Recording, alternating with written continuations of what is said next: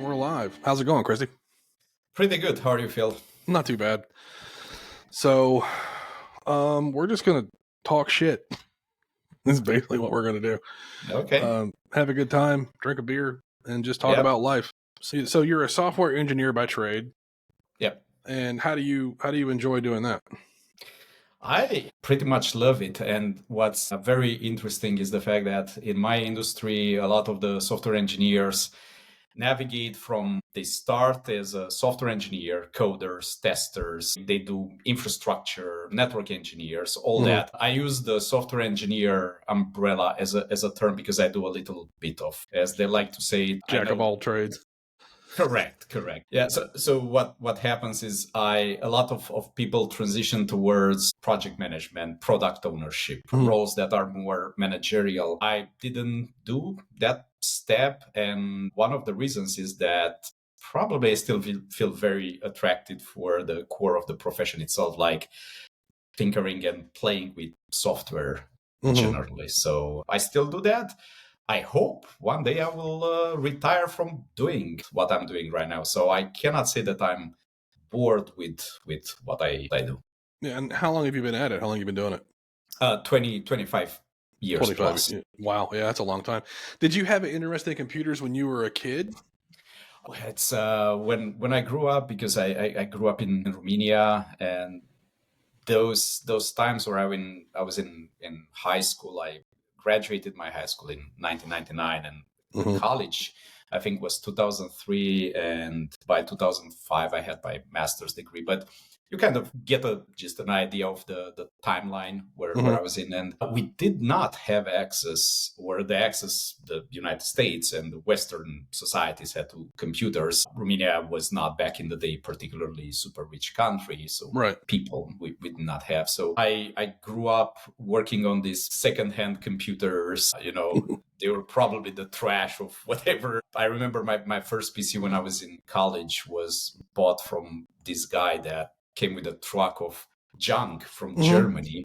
There were junk PCs, and it was like, well, pretty much I need to recover the cost of transportation for my truck. So do you want to buy a PC? I'm like, I need a PC. So I bought it, and it was fairly expensive. I think it was like $200 or so. Right. And for something then, back then were a lot of money in Romania. And for something that right now when I look, it's like, no, that was a total piece of recyclable metal. That was the risk. Of course. Functional, but very useless. I forget who said it. It was a quote, a fairly famous quote years ago. It said, all you need is a pile of junk and a good imagination. It's for people that invent things, Yeah. I'm in the medical field. I have been for, 20 years plus. So I never saw myself being in the medical field. I always saw myself as a chef, but I worked in that industry for a little bit and I didn't really care for it because it's just, I don't mean to disparage a whole community of people, but back in the late 90s, it was just a bunch of potheads, you know what I mean? So it got to the point where I'm like, I don't want to do this. So I wanted to go back and learn something more meaningful. So I became a surgical assistant or a surgical technologist. But anyways, when did you come to America from Romania? It was 2010. I came through my profession, and since I think I came at the right time in my life to have a good understanding of my home country and to be at that spot where I can learn about a new country and a new system. I think I was around 30 some, early 30s when I came to the States. But I was 20. Yeah, I've never been to Romania, but I'm looking to remedy that at some point in my life. What was it like growing up over there? I know you and I had a conversation the last time we hung out about I know they had some occupational issues like with a different country in Romania, right? Was it Russia or was it somebody else? No, so for let's call them the modern times, the times when I grew up post 80s, right? There was no occupation because after the Second World War, right, everything in terms of borders was settled. The only thing that is historically accurate to say is that the Transylvania part of Romania has been part of the Austro-Hungarian Empire back in the day. So That's a territory that has been disputed over the years. Given, ups and downs in politics, there will always be somebody saying Transylvania Armenia land or Transylvania Hungarian land. There was always be two crowds. Almost like an East-West Germany kind of thing at that point, or I mean, not necessarily, but it could, be misconstrued that way. Yeah, East-West Germany was an artificially created post-World War II concept because that's what the Russians and Americans agreed to do. Okay. I think the Transylvania situation is more historically built than artificially created, right? Okay. It was the Austro-Hungarian Empire was a very, very large empire, Middle Eve, and Transylvania was part of that. Now, post World War II, what happened was pretty much they divided Europe in the Western world and the Eastern world. Hence, Germany was split in two, and Romania, together with Hungary, together with Transylvania, all that we were under the Russian influence, under the Soviets influence. We were not occupied. So, you were not occupied. Okay. No, we were never occupied after the Second World War. Gotcha. Okay. And this is why we're talking, so we can learn. Yeah. Well, yeah. No, that's cool. So with you being a software engineer, what's your take on AI? It's the take on AI. It's your question is where the answer is going to be multifaceted to your question, because that's a very loaded question. There can be many answers. So let's take a look at AI from the perspective of, as we would call them, decision support systems. Okay. Yes, it is a very, very useful tool at the moment to support humanity. Right. I use it on a daily basis, I would say, at this moment, right? If we take a look at the answer from what does AI mean for a lot of managers, for investors, I do not think that there is a really good understanding at the moment in the industry. And with every other hype, you would have people that would come and say, AI, let's pick it up, let's do some AI. Well, do you know exactly what AI means and what does it do? Well, no, but I've heard it's cool and everybody does it, so we should do it as well, right? Right. And these have been in my industry. I'll throw some terms at you that you might not heard or so, but back in the day, there was, I would say maybe 10 years ago, right? Was everybody would talk Hadoop, huge amounts of data processing, and everybody was doing Hadoop. I remember a lot of managers, we need to have a Hadoop cluster because everybody has a Hadoop cluster, right? Then after that, it was blockchain, which is the technology you can think about under Bitcoin and other digital coins you see out there. Everybody wanted to do Bitcoin and figure out how we can use Bitcoin in our industry, right? I think at the moment, what happens with AI is that hype. Slowly, organizations are learning that, yes, it is a productivity booster. You can really increase your productivity by leveraging AI, but those fruits of really monetizing on it and really transforming your business might not be there yet. Right. Well, it's still in its infancy stages as well. I'm, like I've said before, I'm pretty much a Luddite when it comes to computers and all that stuff. So I'm a medical person. So for me to do this show is a huge step for me. It's going to be a trial and error, but I'll get there. And let me talk about AI in the context of something that you would relate to. So Jan LeCun, who's I think he's the chief data scientist at Facebook. He always looked at the way we do artificial intelligence at the moment as almost fundamentally wrong, right? Because he sees this as an evolution of technologies that kept piling up. And he always says, no, there must be a paradigm shift. We must change the way these algorithms are implemented. And one of the things he brings up is, right now, when it comes to analyzing documents, the large language models, right, they are very good at that, right? They do a good job in looking over massive amounts of documentation. What the problem is with the so-called AI, and by the way, I do not like the term artificial intelligence, because I believe that intelligence word is a very advanced concept. We Okay. as humans, we think we are intelligent, and to a good extent we are. The AI or the computers right now do not have any intelligence. It's just glorified statistical learning.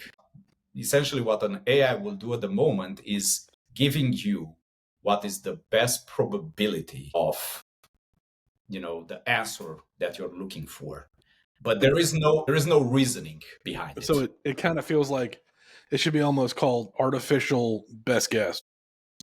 Correct. Yes. It's an Right. artificial best guess. Correct. Okay. That Yes. makes Yep. sense. All right. Yeah. So it's Yep. like, because I Yep. think the term artificial intelligence is incredibly sexy. You know what I mean? It sounds like it can make its own decisions, like, Terminator, basically, or And Skynet. exactly, and that's exactly the problem right now with the hype, right? Mm. If you look at all the sales trying to sell artificial intelligence, right? I think they have an easy job right now because nobody really understands how it works. And it's Right. so easy to go there and say our AI models and our AI this and that. Mhm. People are like, oh, that sounds super fancy, artificial intelligence. But not everybody really understands that it's a best guess. You really put a very, very good term on that, artificial best guess. And back to LeCun's thinking is he always says, look, the understanding of AI in physical world is essentially non-existing, right? So Right. in your field, to the point where we're going to have a robot doing a surgery, Mhm. I think that is a very, very long timeline.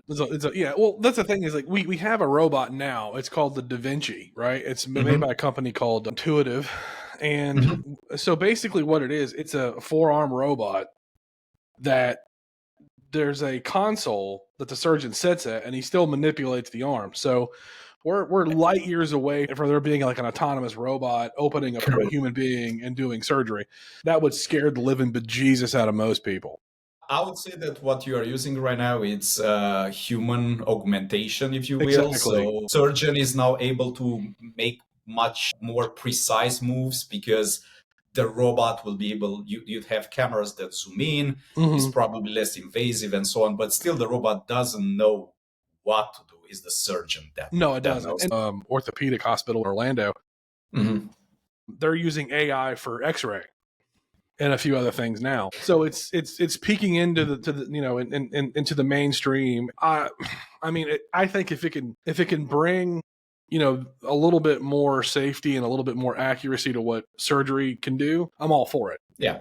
But And particularly medical field will always be, because it's a matter of liabilities, right? of There is course, like, okay, if a robot, let's assume that we're in a world where a robot can perform the whole surgery. Mhm. One day an accident will happen and a surgery will go bad, Of right? course. Who's going to be liable for that surgery? Mhm. And I think that's where in this context, if you look at autonomous driving, right? And they Right. keep saying this, if all the cars on the street will be autonomous, we Mhm. would have autonomous driving right now.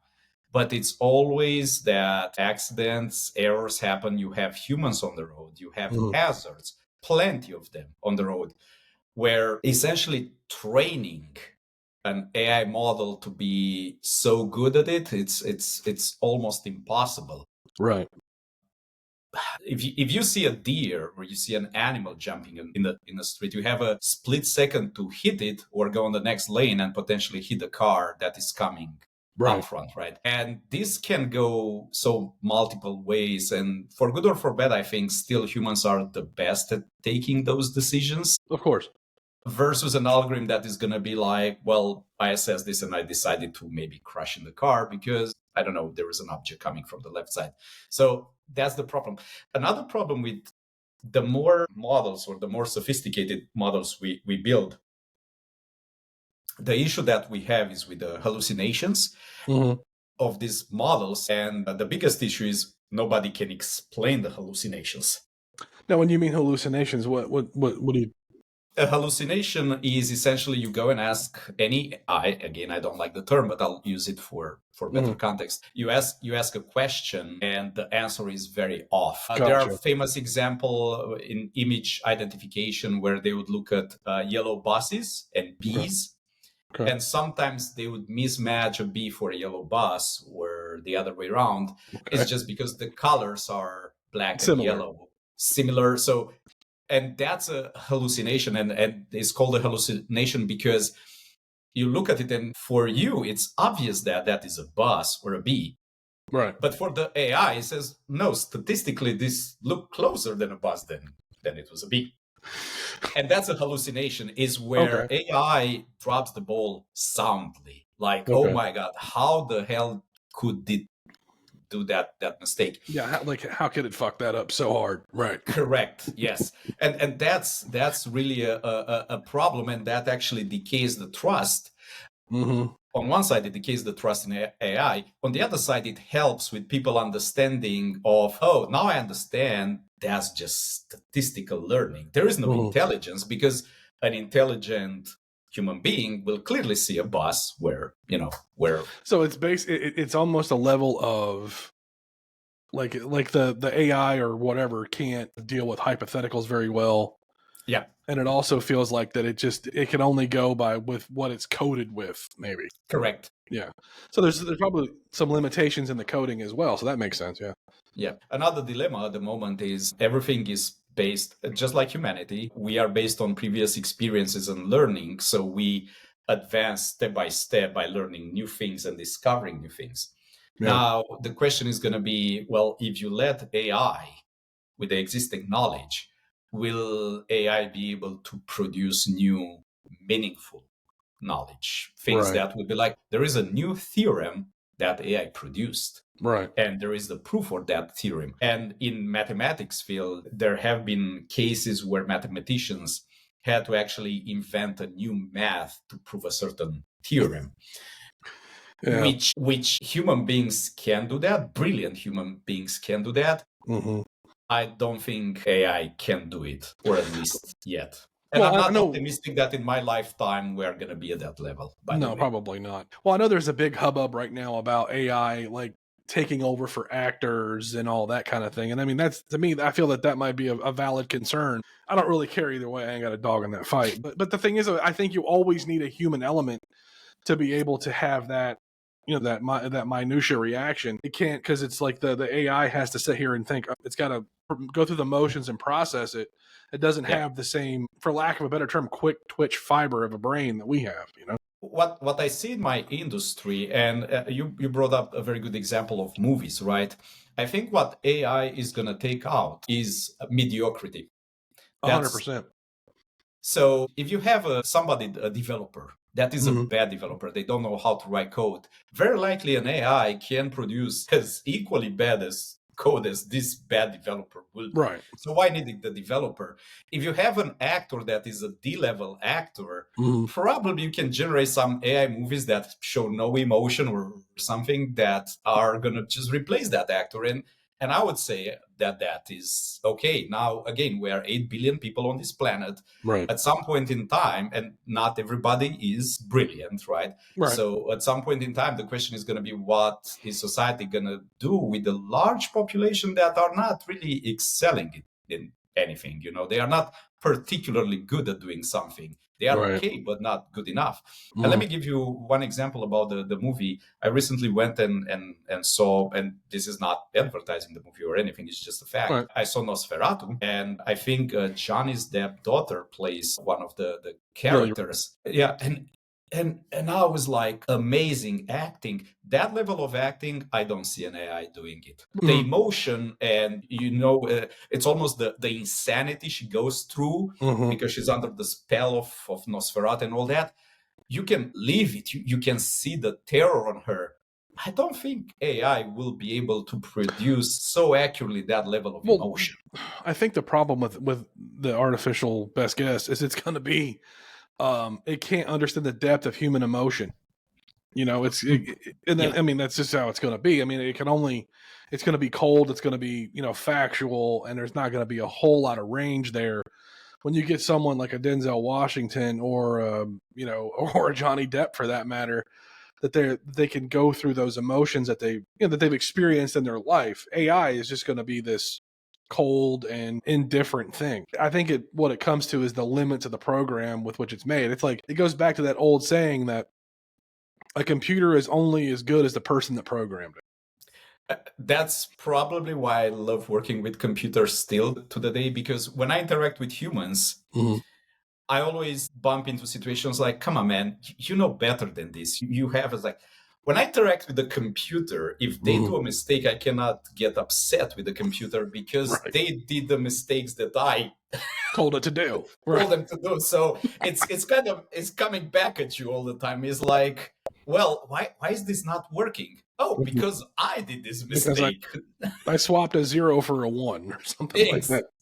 And speaking of that, about the AI, there is almost, I would say, a philosophical reason why the current parody, I don't think it really works. It's, back in the day, we digitized the analog world, right? Okay. Yeah. So we converted a continuous signal, right, into ones and zeros, which is discrete. It's not continuous anymore.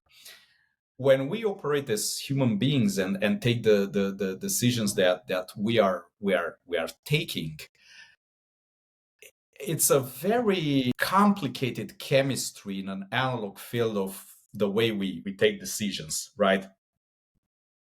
I can feel like I want a drink right now. I can think about it, decide to take that drink or not, or say I'll postpone it. I cannot explain you why I will do that decision. And it's really varying in those nuances of analog signals, because we are analog machines. Of course. At the end of the day, right? Computers are digital, so it's much more likely for a computer to take a left row decision because that's how they operate. I was hoping that at some point in time, we're going to see in the computer field really the bring back of, let's call them analog computers, where they will not only operate pure on instructions and ones and zeros, but more on feeling, where you'd be like, well, this is a true random decision a computer took. And that is not there yet. And especially if you want to have that sort of intelligence, I think we are equipped. That free will is actually coming from us being very, very random machines. I can randomly decide right now to step up and walk out of this podcast if something in my chemistry tells me to do that. A machine will not do that. They will not be like, oh, you know what? I don't want to be here anymore. Right. Well, a machine doesn't have a fight or flight response. Correct. A machine is just very, it's just a machine. So I don't know. I think that's where I get into the intelligent design of human beings. I don't think, I'm not an evolutionist. I mean, okay, I have a broad spectrum of things that I believe when it comes to that. I feel that we are intelligently designed. I know from my time at looking at the human body, like especially my area of expertise is orthopedics. Yeah. So I have done I shouldn't say I've done them because I haven't, but I've helped do probably 12,000 total joint procedures, whether it be shoulders, hips, knees, whatever. And just the way that the body is made, or ever how you want to call it, and to me, if it was up to chance, like our knees would bend the wrong way or some shit. But anyways, back to it. When you have a computer I think it thinks in binary and it can't think laterally or whatever. It's only straightforward in my opinion. Yeah. So, I mean, the closest that they want to bring more to that is the quantum computing, where you have the superposition concept, where it can be 1 and 0 potentially at the same time, because you need to catch that moment. I think that's the path towards where probably the industry is going to go in the far future. Right. But we are not there yet. Who was it that just made that supercomputer recently that did? Is it called you know what I'm talking about? Yeah, Microsoft came up with a recent chip where they claim a certain level of success towards quantum computing. And what's your take on that? I studied the topic for a little bit. As I said, it's at this moment is not mainstream. It's not like you go and buy a quantum computer at Best Buy or wherever, right? You don't do that. It's more of academic research than industry. Right. I think the topic in itself is very, very interesting. It deserves the research. the people are putting into it, because again, that's, I would say, is probably the step where things are not going to be binary anymore. They are more of a, we don't know, let's find out if we snapshot at this moment, are we a 0 or are we a 1? Sometimes it can be, as they say, both of them, which is very counterintuitive, but right. Well, so yeah. what would be some of the advantages to having a quantum computer? What I mean, I know like quantum physics and all that thing would be like time travel, allegedly, but I don't think that would come from a quantum computer. So what for, yeah. Time travel is something which is, let's park the question about quantum. I'm going to come back to addressing that. But you mentioned time travel. This is a very interesting topic because I don't think even mathematicians and physicians were very good so far at building models for the physical world. 3D objects, everything that surrounds us is at some point in time can be decomposed to a mathematical model. I don't think that they have a very, very good understanding of what time actually is. Right. So if you ask people, all right, describe me a sphere, this computer that I'm seeing, they'll be very good at this. Yeah, this is the shape, draw it, and so on. When you ask people about time, model time, I do not know how that is done at the moment. And again, I'm not a mathematician. I had good math when I was younger, but not to the level of say, no, Cristi, you are wrong. Here is the formula for time. So I don't know if that modeling is really good or not. Math is my kryptonite. Like I on you know why? Because at least you come and say, well, it's my kryptonite. I stay away from that. It makes me sick or so. I'm jealous on you because back in the day, I used to be fairly good at math. To let's call it what is straight math, right? The fundamentals of it. And then I got into the engineering school. So that math kind of went away from me and I become more of an engineer and a tinker than a mathematician. And it always frustrated me. This is like, why can't I remember all the concepts? And I loved it back when I was a kid. Recently, I helped my older son with some calculus tutoring, and I was so happy with grasping the concepts, but frustrated with the fact that I'm like, I don't remember the formula for this. Right. And I used to know all this by heart, and now I'm like, why don't I remember the formula? Well, it's a use it or lose it, of course, but sometimes when people say, look, math is not my thing, like just I admit music, playing an instrument, not my thing. I tried it. I'm not good at that. And I'm at peace with that. It's like... And that's how I am with math. I am 100% at peace at knowing that I am never going to be a quantum physicist. So back to the quantum physics and quantum computing. Subsequently, there are several targets where they are looking at applying it to, for example, study and discover new materials. In essence, what is going to help us much more is playing with randomized scenarios. Okay. Sometimes there are algorithms or ways of... The only way to detect if something works or not is not finding a precise deterministic solution, but really trying so many combinations to say this is the closest we could get to. And that's where quantum computing is gonna help. Probably the most famous thing that you are gonna find out there, and there is a little bit of a phobia right now that once quantum computing is gonna become industrially feasible and available, all the cryptography we know at this moment, which is very, very difficult to break and go through, is gonna become much easier to break into. So okay. So it's almost like the computer version of an Enigma machine. In that case, they would be, with a quantum computer, you'd be able to much easily hack through everything. Or crack an encryption. Yes. Okay. Because that was like, I don't know if you're familiar with the Enigma machine from World War II or not, but changing gears a little bit, you grew up in Romania and you were in your 20s when you came here, you said? 30s? Early 30s. How do you feel the differences between the two nations? Is Romania part of the EU or no? Currently, yes. Romania Currently, is yes. part of the EU. I Mhm. cannot tell you the precise year Yeah. when we joined European Union. Right. It was before I came to the States, give or take 2000, between 2005 and 2010. Right. I can't Yeah, really no, that's fine. remember. No, I was just Yeah, curious because I wanted to get your opinion on how different the yeah. two countries are. I don't know much about Romanian culture, what it's like. So, and I just wondered how it differed when you were growing up to what you came in. I'm sure there was a fair amount of culture shock when you came to the States. Yes, yes. It was definitely a lot of learning here. And that learning is keep in mind that after the Second World War, so after give or take 47, I think we were under this Russian influence and we were a communist country led Yeah. by communist concepts, Mm-hmm. right? Just so as a funny thing, we have a term in Romania, we say, that literal translation, which doesn't make any sense in American, is to make economy. Okay. We say facem economie. But economie, the term means economy, right? The meaning of that was being frugal. And here economy means like, no, it's the thing that keeps everything Moving. going, right? It's Right.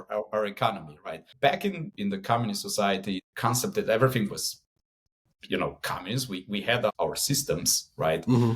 We had our local economy and we were actually producing quite some goods that were appreciated abroad. Two shocking things when I moved from Romania to here. And think about the fact that I didn't move from communist Romania. Communism went down when I was 10 years old in Okay. 89, so I got a good amount of years without communism. We were discovering capitalism and democracy between 89, 99, even up to 2020, I would say that was happening. But one of the shockers was the concept of a credit history. Okay.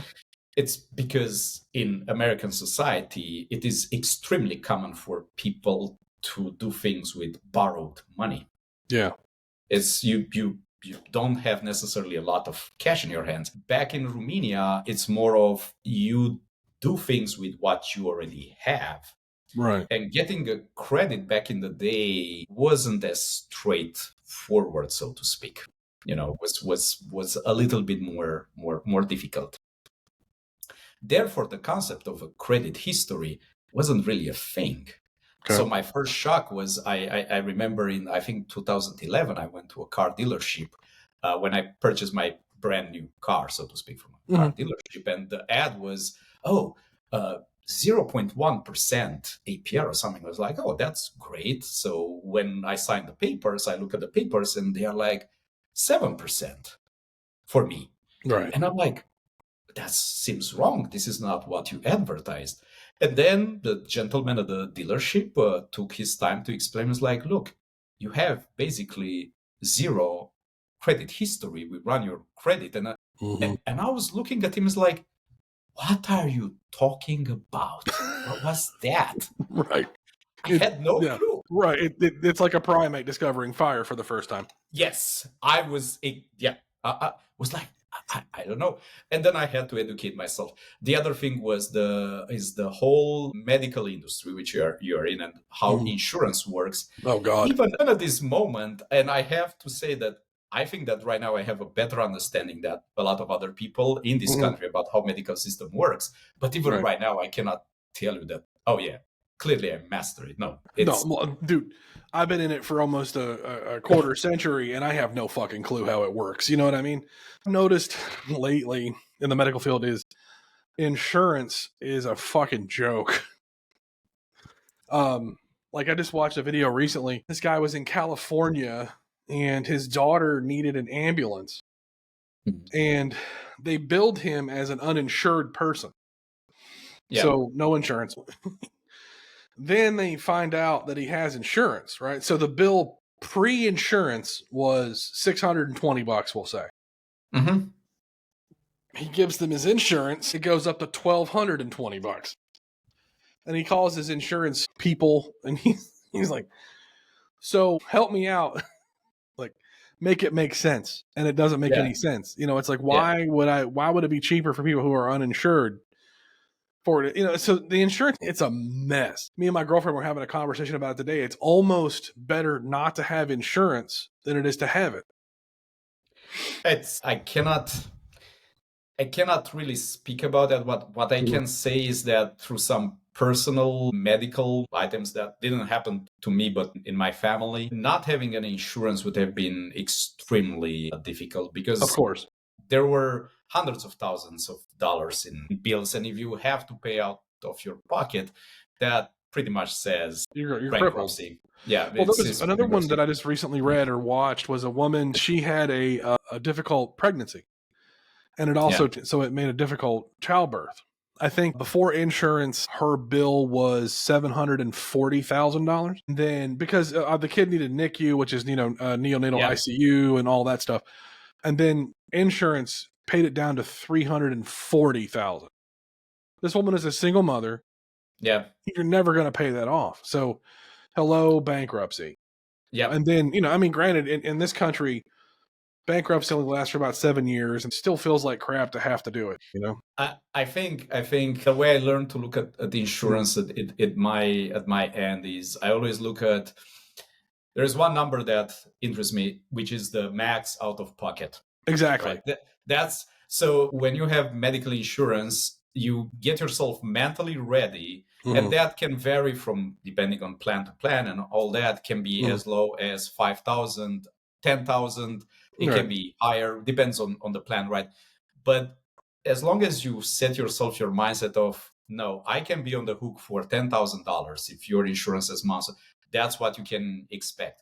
Right. And everything else, deductibles, this, that, coverages, it's all a game that it's a shell game. And the legalese that it's written in is just, it's meant to confuse you. That way you don't have a leg to stand on when you talk to these people. And speaking about that subject, I recently watched a documentary, I think it was on Max, about Luigi Mangione, right? It's right. The guy that shot the CEO. Yeah, the case, and they were analyzing. I actually recommend to see that, because I think it's from my point of view a good sign of what journalism should be. I found it very objective. It doesn't take any sides. It presents facts, right? There is no pointing fingers here and there. It just says this is what. No, I did like it. And one of the topics, one of the people invited is like, look, there is a natural conflict of interest. You have a for-profit insurance industry. It's the conflict of interest is natural.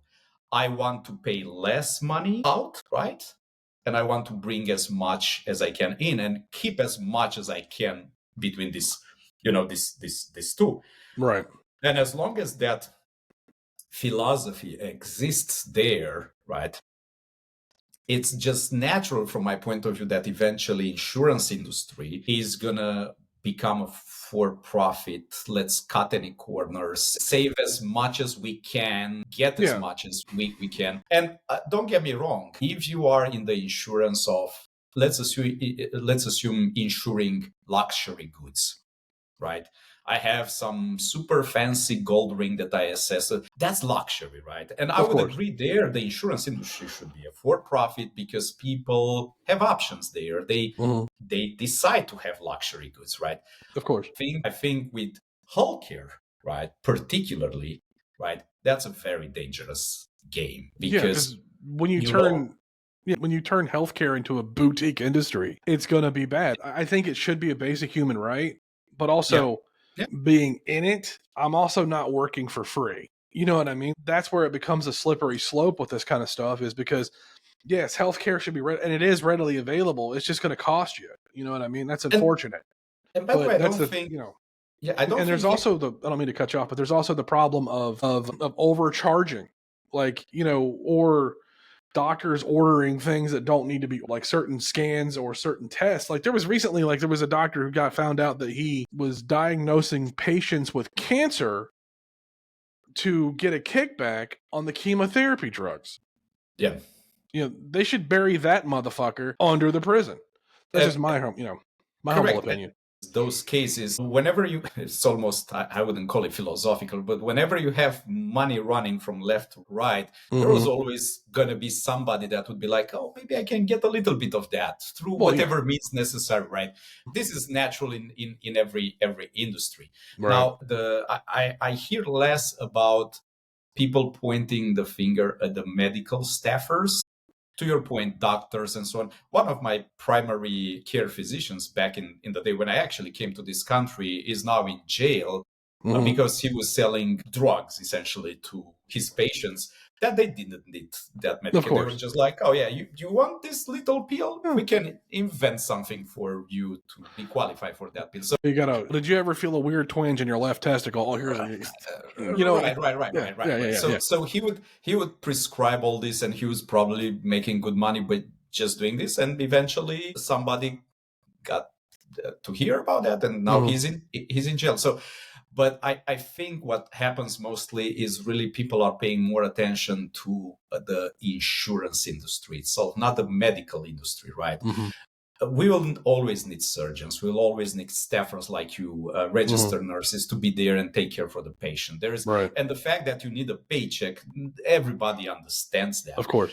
I think where there should be a closer look to your point is, number one is those margins that you have in this industry, and there should not be like, take United Healthcare, whatever. This year we made 6% profit. Next year let's make 6.5. I think that's the dangerous game and should not be played. No, definitely not. And also, this dangerous game produces as an unfortunate side effect in the medical industry of saying, well, insurance, they sit on a ton of money. So if we start charging for things we really don't need, who cares? They have money anyway. So there isn't this.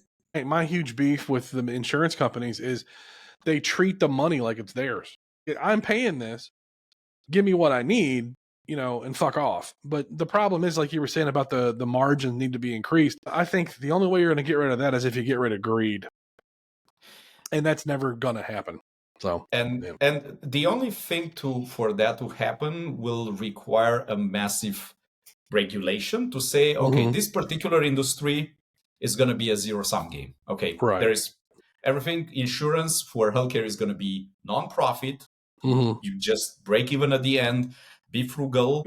And the focus should be on the consumer, on the customer. Now, that's the problem when you spit the word out regulation. You would have a majority of this country probably says, "Oh, we don't want regulation. That's bad for economy and all that." Which again, it's yes, capital is probably the best system, economical system people invented so far. Nothing else proved wrong. To work. I mean, communism is a total joke. failure. Yeah. I mean, it just doesn't work in practice. It's the most beautiful philosophical concept. Oh, of course, in theory, it's great, but, right? Yeah, but in places that have implemented it as a law or as a way of life, it's a dumpster fire inside of a hurricane.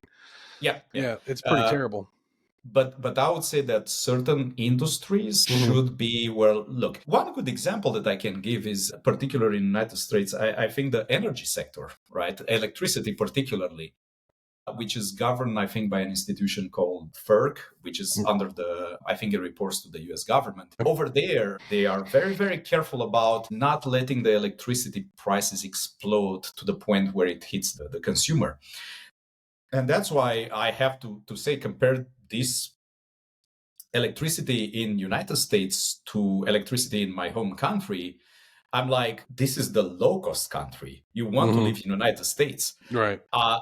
Bills that I used to see in my home country are way higher, not only proportionally, but the actual value is much higher than in the United States. And you don't compare the income.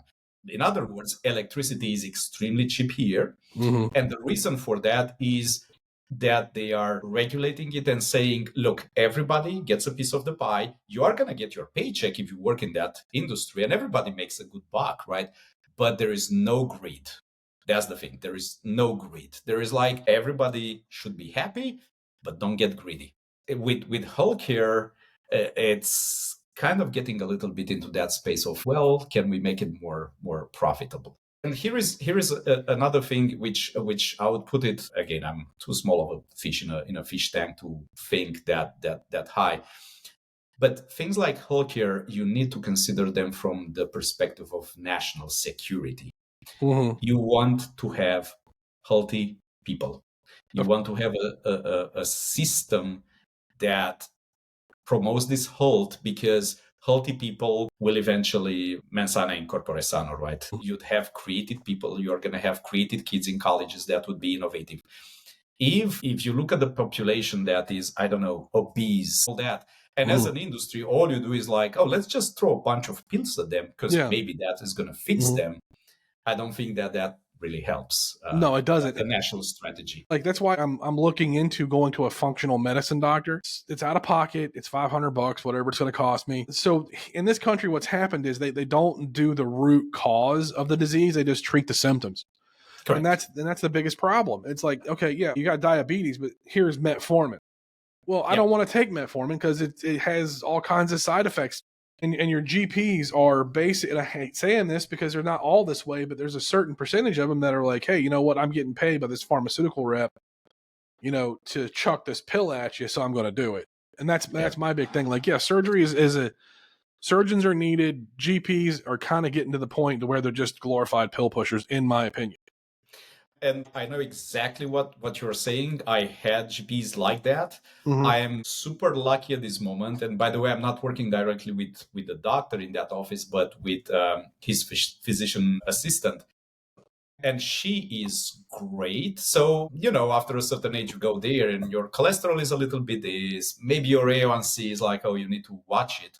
Mm-hmm. And I know it is like, yeah, maybe my lifestyle should be a little bit better. And what I'm happy is that we're very, very well aligned in that conversation of her saying, pills is the last resort I'm going to put you. I want you to do a best effort to work with your own body to fix these problems and be careful with your calories intake and your diet and exercise. And, just cleanse your body a little bit and try to have. So I was like, wow. It's a breath of fresh air when you get a medical professional that does that. What school did you go to? You sound very... Because normally they would be like, you have the high cholesterol, here's a pill for you. Well, and that's another gripe that I got. Like, 50 years ago, a normal cholesterol level was 300. Now it's 150. So they keep moving the goalpost to sell more drugs. Like statins, there was this study done on statins that they may add to your life 4 days. Oh, and you are absolutely right about the pushing of the pills and so on. And a very close friend of mine, I can see the struggle she's going through when various doctors. So we don't know exactly what it is, but let's try this. Have this pill. Try it. Oh, it doesn't work. Makes me nauseated. Oh, we can try this other one. And one of the things that I see here, which is, by the way, used to be different in my home country.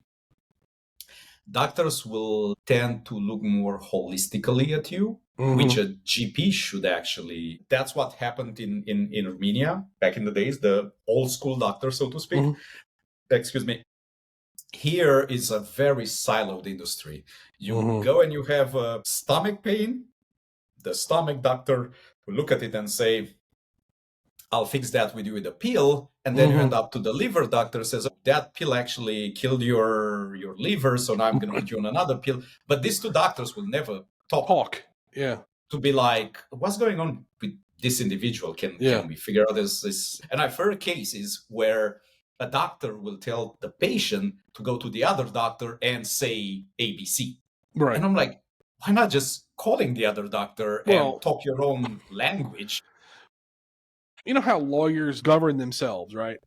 Well, and they have the bar and all that. Doctors don't have that shit. They don't care about what their colleagues are doing unless it affects them. Yeah. And it's also because you mentioned lawyers, right? It's also you'd think that healthcare industry prioritizes the care for the patient. In reality, the priority seems to be protecting your own license. That's 100%, dude. I can't. Yeah, it has like I can't. So the way it works in my profession is we do 3 counts. We do an initial count in the beginning of the case. Yeah. It's everything. Then we do a count at closing, like when we start closing the abdominal cavity or whatever. Mhm. And then we do a third count at skin to make sure everything's out. Somebody will come and relieve me out of a case. Mhm. Well, I've already done all 3 counts, and there's one staple left to go into the skin, and the nurse will want to count. And I'm like, we're done. It's my license. Only thing you have to do is just break everything down and take it to decontam, and that's it. And that's just certain nurses. That's not all nurses I've worked with in my career, but Yeah. and I look at it like, if you're worried about being sued, you're probably in the wrong profession. Right. That's why sometimes this mindset encourages you from not thinking about what is the right thing to do, Mm-hmm. but thinking about what's the procedural thing to do. Okay, So in correct. case you get sued, they would be like, okay, you've been through this surgery, Mhm. and there were 1,000 checkboxes that had to Right. happen. Mhm. Did we get through all of them? Yeah, absolutely. Well, the Mhm. patient died. We could have done this other thing. Procedurally, we're correct, but didn't Mhm. work. At the end, you are going to be just fine because You did it procedurally did it speaking. Yeah, or procedurally protocol speaking. or the You policy. yep, Right. yep. And I was saying in the medical field, if you didn't document it, it didn't happen. That can work 2 ways, unfortunately. But yeah, I think that's going to wrap it up. But Yep. yeah, man. But thanks for coming on. I appreciate it. It was a good Thanks conversation. for having me on your show. Looking forward to have more conversations in the future. Absolutely, brother. Take care. Bye. Yeah.